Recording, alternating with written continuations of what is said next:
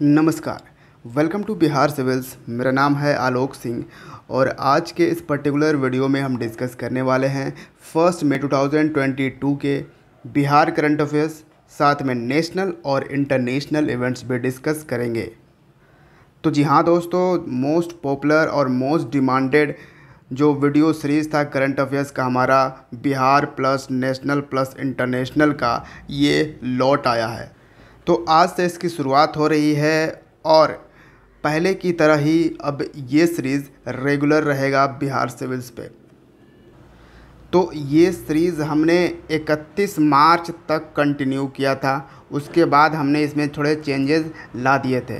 ठीक है, 31 मार्च यानी 128 डेज़ तक कंटिन्यू हमने यहाँ तक मेंटेन किए थे, इसको रेगुलर रखे थे इस सीरीज़ को।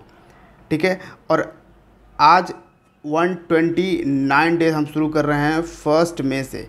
ये एक महीने का यानी कि अप्रैल महीने का जो गैप रहा, ठीक है, इसमें हमने हालांकि बिहार स्पेशल करंट अफेयर्स जो है आपको प्रोवाइड कर दिए हैं उसके वीडियो।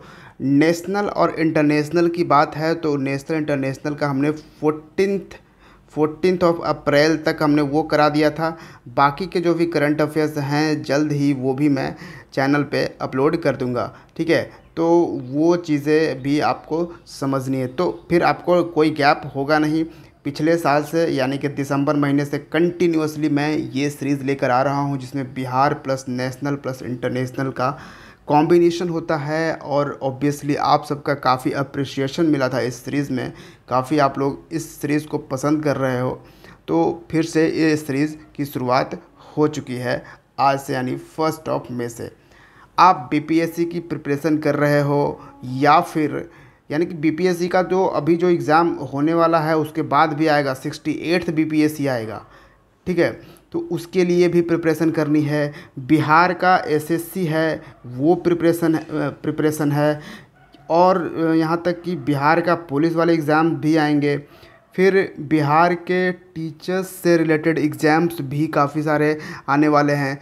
तो बहुत सारे एग्ज़ाम्स हैं आने वाले दिनों में, जिसके लिए आपको करंट अफेयर्स एक बहुत ही मेजर पोर्शन होता है इन कॉम्पिटिटिव एग्ज़ाम्स की। तो बस इसी तरह से डेली रेगुलर इस वीडियो को आपको फॉलो करना है। हर सुबह आपको ये वीडियो प्रोवाइड कर दिया जाएगा। तो आइए फर्स्ट क्वेश्चन को डिस्कस करते हैं। Zardalu mango of Bhagalpur received GI tag in which year. तो भागलपुर के जर्दालू आम को किस वर्ष जीआई टैग मिला था। तो रिसेंटली जर्दालू आम काफ़ी न्यूज़ में रहा है, तो बताइए कि इसको जीआई टैग कब मिला था। ज्योग्राफिकल इंडिकेशन जो टैग दिया जाता है कि उस जगह की कोई ख़ास तरह की चीज़ प्रोडक्ट्स है, ख़ास वस्तु है, ख़ास चीज़ें हैं, तो उसके लिए जो जीआई टैग जो हमारी इंडियन गवर्नमेंट देती है, ठीक है, वो जीआई टैग इस जर्दालू मैंगो को, जर्दालू आम को कब मिला था। ये मिला था 2018 में। Option C is the correct answer. देखिए, ये न्यूज़ में रिसेंटली इसलिए था कि हमारे जो यूनियन मिनिस्टर हैं पीयूष गोयल, उन्होंने ट्वीट करा था कि ये जो आम है यानी कि जर्दालू आम जो भागलपुर का है जिसको जीआई टैग मिला हुआ है, इसको एक्सपोर्ट किए जाएंगे, यानी कुछ कंट्रीज़ ने इंटरेस्ट दिखाए हैं। और इंटरेस्टेड कंट्री में है जैसे श्रीलंका, दुबई और बांग्लादेश।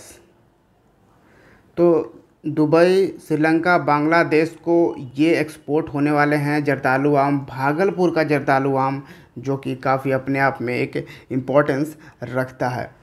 ठीक है, हालांकि मैं बता दूं पिछले साल इसका फर्स्ट कंसाइनमेंट गया था, यानी अगर कहा जाए कि बिहार के भागलपुर का जो जर्दालू आम है इसका फर्स्ट कंसाइनमेंट फॉरेन कंट्री में, किस फॉरेन कंट्री में गया था, तो वो था यूके, यूनाइटेड किंगडम में पहला गया था लास्ट ईयर। ठीक है, तो ये भी अपने आप में एक इम्पोर्टेंस रखता है।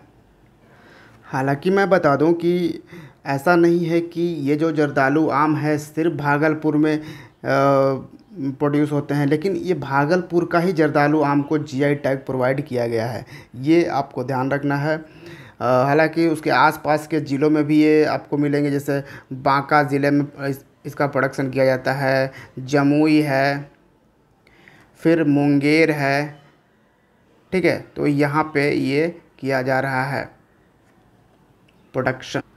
अच्छा, इन कंसाइनमेंट को फॉरेन कंट्री में एक्सपोर्ट करने के लिए जो भी मतलब कि फार्मर्स प्रोड्यूसर्स ये सब चीज़ें हैं, यानी कि आम हो गया या फिर और भी लीची हो गया, और भी जो भी ये सब हैं फ्रूट्स फल वगैरह ये सब हैं, ये सब को एक्सपोर्ट करने में भारत की कौन सी एजेंसी रिस्पॉन्सिबल है?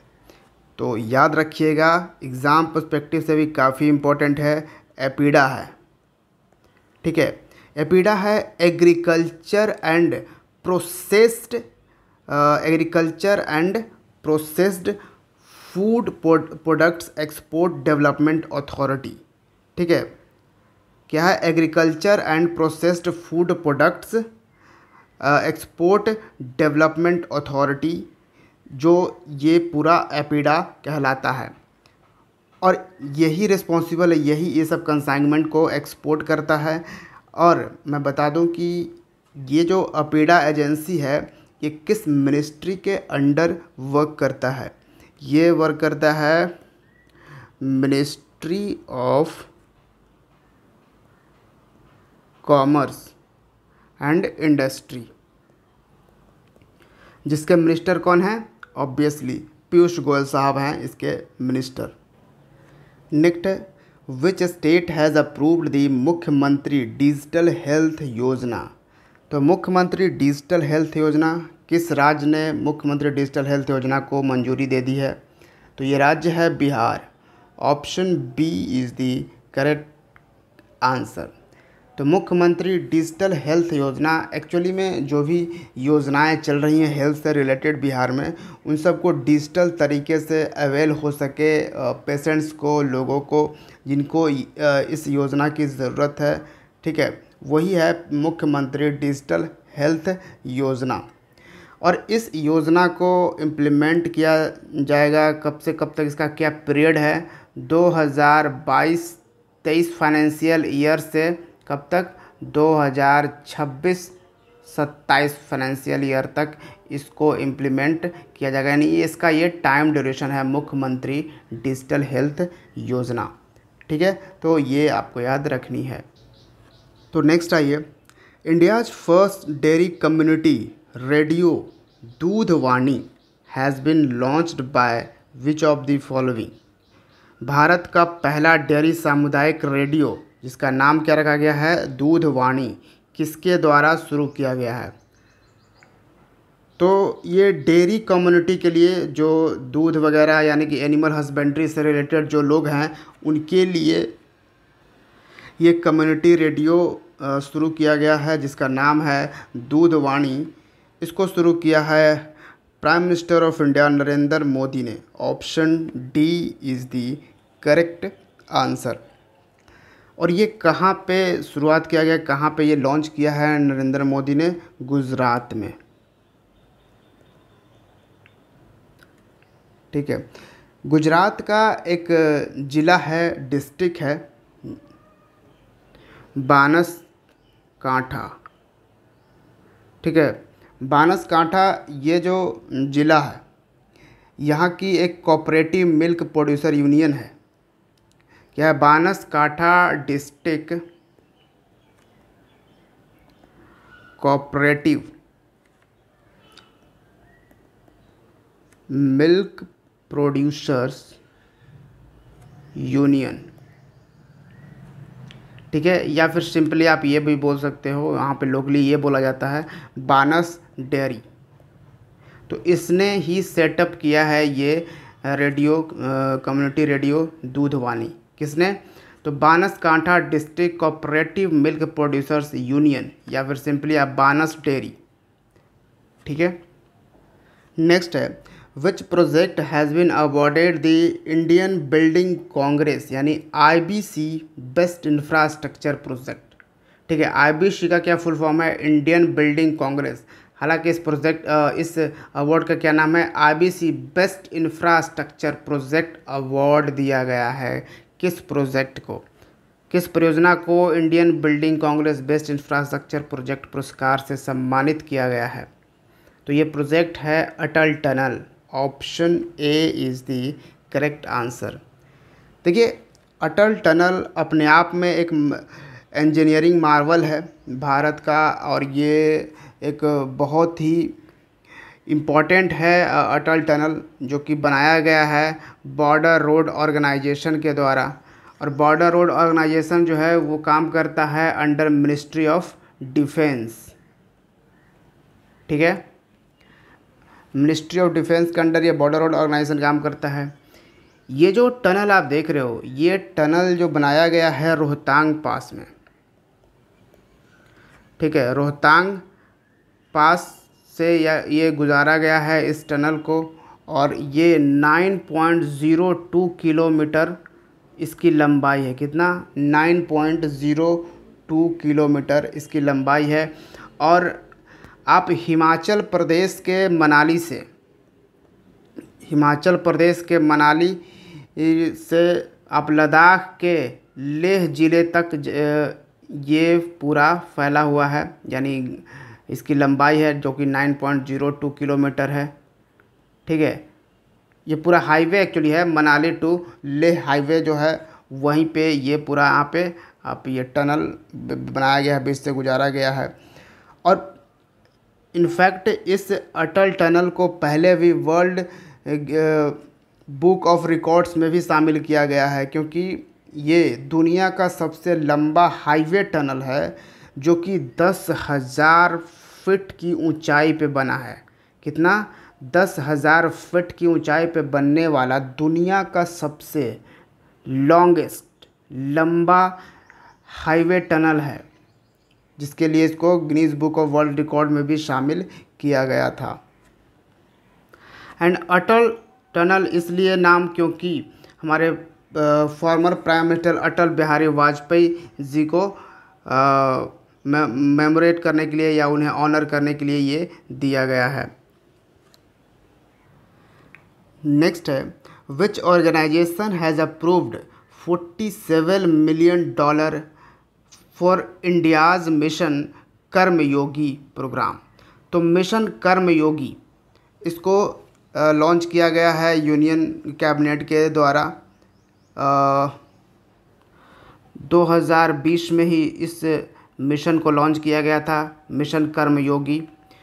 और इसके तहत जो सिविल सर्विसेज है भारत में, यानी कि एक तरह से कह सकते हैं जो इंडियन ब्यूरोक्रेट्स हैं, उनमें एक रिफॉर्म्स लाने की ज़रूरत महसूस करी गई है। ठीक है, उसमें रिफॉर्म्स लाना बहुत दिनों से ये डिमांड चल रहा था, एंड फाइनली मिशन कर्म योगी के तहत इसमें एक सुधार लाया जाएगा जो हमारा इंडियन सिविल सर्विसेज है उसमें। ठीक है, तो इसके लिए किसने $47 मिलियन अलॉट किए हैं? यह है World Bank. Option A is the correct answer. World Bank का हेडक्वार्टर कहाँ पे है? Washington DC. वाशिंगटन डीसी आपको यूएसए में मिलेगा, अमेरिका में। और वर्ल्ड बैंक के करंट में प्रेसिडेंट यानी अध्यक्ष कौन है? David Malpass. Next, who has been appointed as the advisor of the online lending platform Indifi Technologies. तो ये एक ऑनलाइन लेंडिंग प्लेटफॉर्म है इंडिफाई टेक्नोलॉजी। इसके एडवाइज़र के तौर पर, सलाहकार के तौर पर किन्हें अपॉइंट किया गया है? तो ये हैं Rajnish Kumar. Option B is the correct answer. देखिए, यहाँ पे उतना हमारे एग्ज़ाम पर्सपेक्टिव उतना इम्पोर्टेंस इंडिफाइड टेक्नोलॉजीज नहीं रखता, ये प्लेटफॉर्म नहीं रखता है, बल्कि यहाँ पे इम्पोर्टेंस रखते हैं ये पर्सन रजनीश कुमार, क्योंकि रजनीश कुमार हैं former chairman of State Bank of India. SBI के फॉर्मर चेयरमैन रह चुके हैं रजनीश कुमार। नेक्स्ट है, which of the following country has withdrawn from United Nations World Tourism Organisation. निम्नलिखित में से कौन सा देश संयुक्त राष्ट्र विश्व पर्यटन संगठन से हट गया है? तो ये देश है Russia. Option D is the correct answer, क्योंकि ऑलरेडी ये लोग मिलकर रशिया को वोटिंग के थ्रू सस्पेंड करने वाले थे वर्ल्ड टूरिज़्म ऑर्गेनाइजेशन के द्वारा, क्योंकि आपको पता होगा रशिया ने यूक्रेन पे जो इन्वेजन किया है, रशिया यूक्रेन का जो कॉन्फ्लिक्ट चल रहा है उसके थ्रू यूनाइटेड नेशंस का ये वर्ल्ड टूरिज़्म ऑर्गेनाइजेशन ये कह रहा है कि इन्होंने टूरिज़्म की हालत ख़राब कर दी है, टूरिज़्म के लिए बहुत ही खतरा है, इसलिए रसिया को यहाँ से निकालना चाहिए। तो वोटिंग होने से पहले खुद ही रसिया ने यहाँ पे विथड्रॉन कर लिया वर्ल्ड टूरिज़्म ऑर्गेनाइजेशन से। WTO का हेडक्वार्टर आपको जिनेवा में मिलेगा। जिनेवा है स्विट्ज़रलैंड में। Which Indian company signed a memorandum of understanding with Norway's Equinor to collaborate on clean energy? किस भारतीय कंपनी ने स्वच्छ ऊर्जा पर सहयोग करने के लिए नॉर्वे के इक्विनोर के साथ समझौता ज्ञापन पर हस्ताक्षर किए हैं? तो नॉर्वे कंट्री है जिसकी एक कंपनी है इक्विनोर, इसके साथ भारत की किस कंपनी ने मेमोरेंडम ऑफ अंडरस्टैंडिंग पे साइन किया है? किस लिए? तो क्लीन एनर्जी के लिए कोलैबोरेट करने के लिए। तो ये भारत की एनर्जी कंपनी है ONGC। Option C is the correct answer. ONGC है oil and natural gas corporation limited.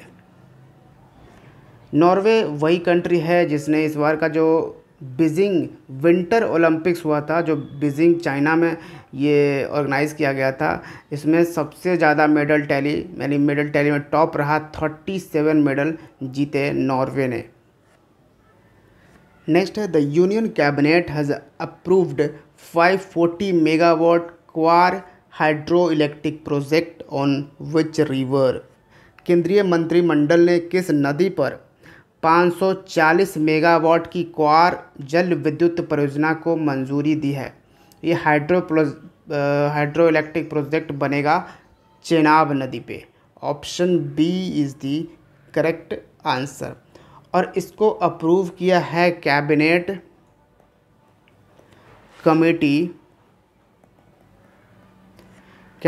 Committee on economic affairs.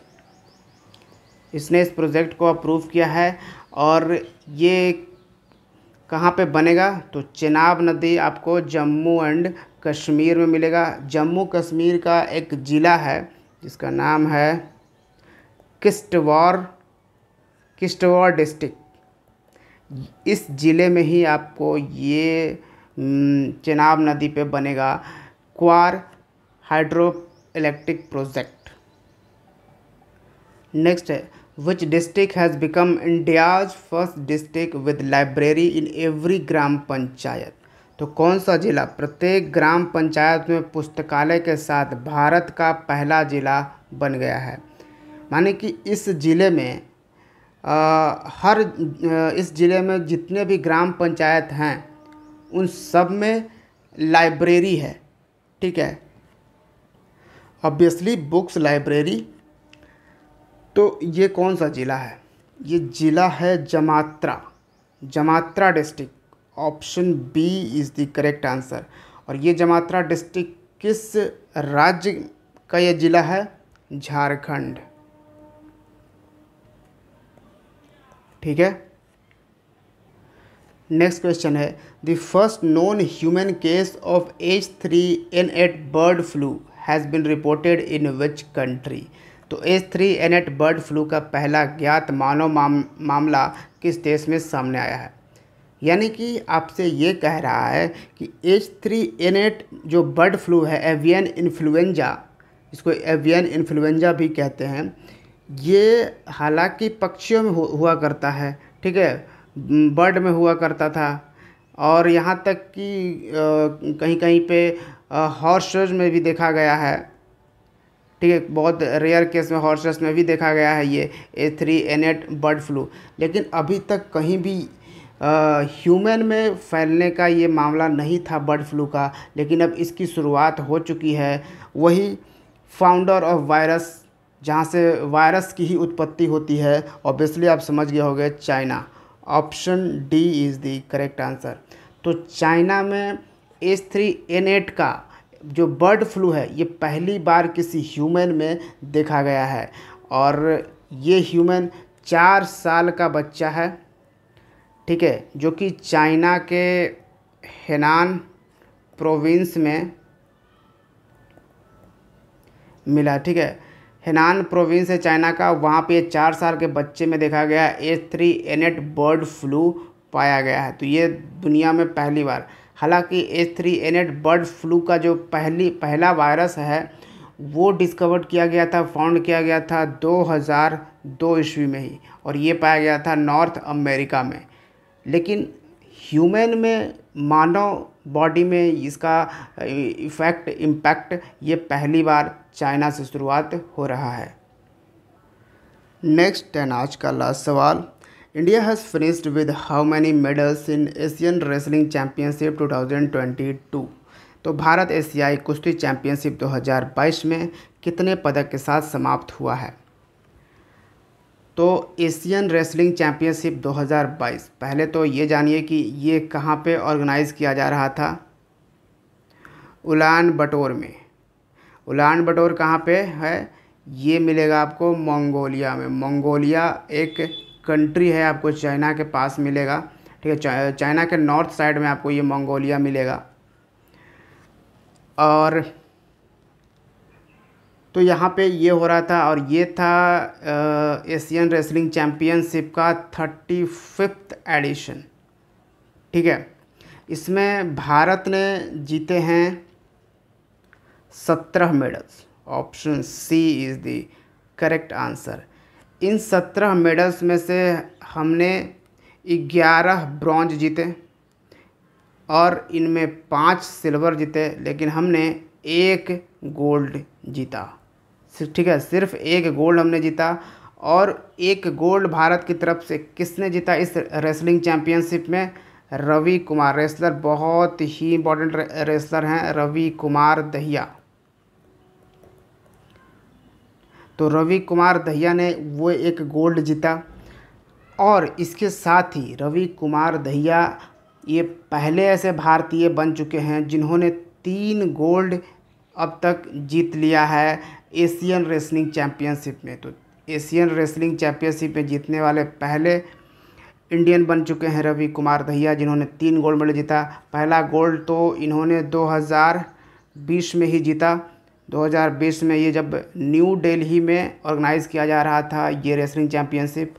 दूसरा इन्होंने 2021 में जीता, जब 2021 में अलमाटी, ठीक है, अलमाटी में ऑर्गेनाइज़ किया जा रहा था। अलमाटी आपको मिलेगा,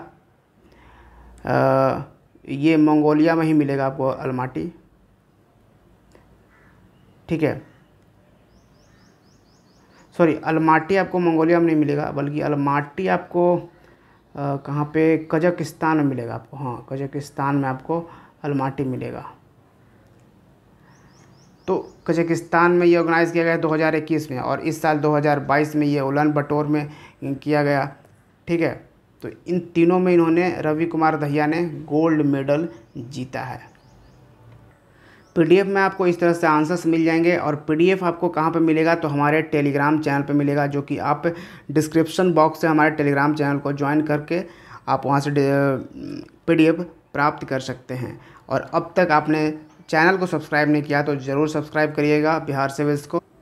तो वीडियो को लाइक करके बताइए कि कैसा लगा आपको आज का वीडियो, और क्या इस तरह से ही इसको कंटिन्यू किया जाए। So thank you for watching Bihar civils. See you in the next video. जय हिंद।